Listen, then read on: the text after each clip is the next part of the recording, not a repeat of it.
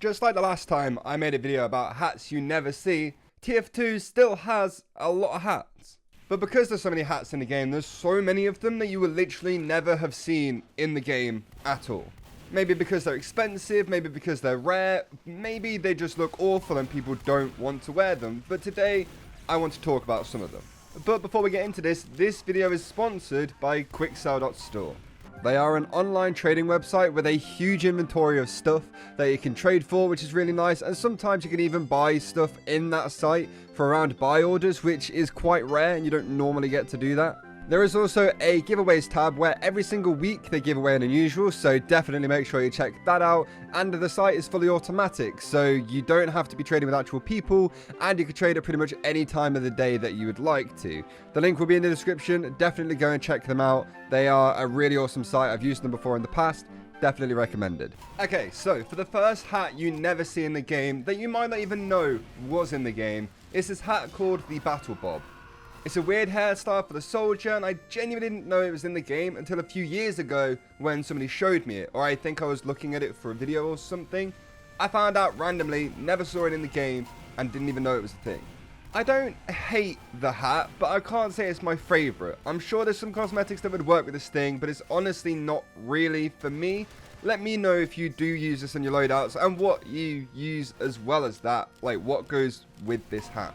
In my whole time playing the game, which is almost 10 years now, I think I've seen 2 soldiers, maybe, wearing this hat. Out of the thousands of soldiers I have fought and seen in this game, literally maybe 2 of them I ever saw wearing this thing. Next up we have the Executioner. Now this one is a little bit weird because this one was actually really popular at one point, but now I never see it, ever. Maybe if I went and sat in an unusual trading server for a while, I'd see one. But other than that, I haven't spotted one in a casual game in a very, very, very long time, which is kind of weird. No, my look, somebody in the gameplay is wearing one of these hats, and I look like a tool. It wouldn't be the first time I ever looked like an idiot making videos, but I don't really want to add to the list. It's not a bad hat. It honestly really isn't. It used to be really popular. Like I said, so many people wanted to get really nice unusual versions of it.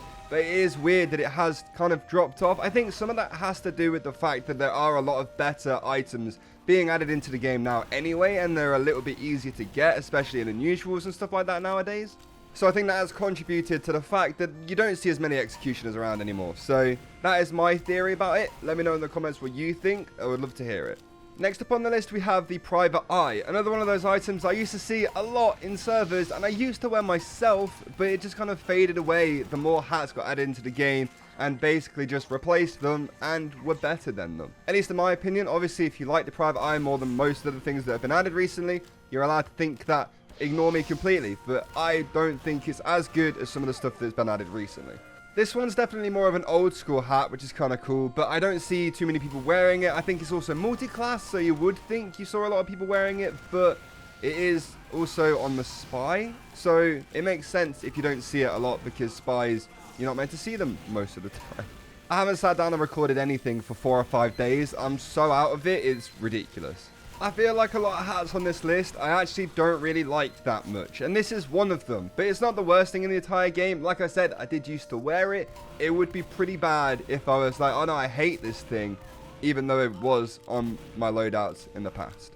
No, my look, now I've started talking about them more in videos. I'm going to end up seeing them tomorrow while I play TF2, and then it's going to be like, I just mentioned that in my video, and I've seen it now, and everyone's going to know that I've seen it, and it just wouldn't look good for me. Okay, next up we have the Potassium Bonnet. Now this is one of the first ones on this list where I think it's only not that common in games just because of how much money this thing costs. If it was a cheaper hat, I'm sure you would see it in so many more loadouts. You'd see it in most servers going, but because it costs as much as it does, being an elite grade and just a banana, then it's hard to justify for a lot of people spending that much on a loadout.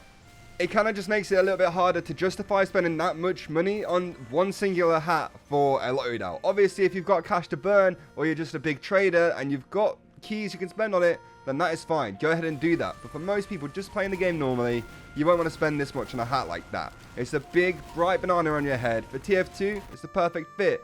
Not for your wallet though. It's weird, man, because this banana hat actually works with TF2's art style, I think, pretty well. Obviously, TF2 is a goofy game. This is a pretty goofy hat. I think it would be everywhere, and I really would expect to see it way more places than I do right now. It's just a shame that it's so expensive because I want to see a lot of people wearing it.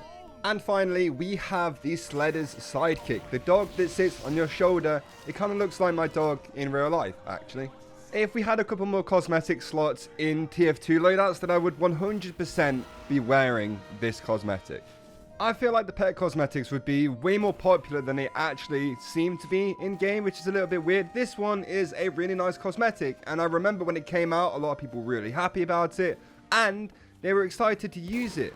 And I don't think I've ever seen one in-game.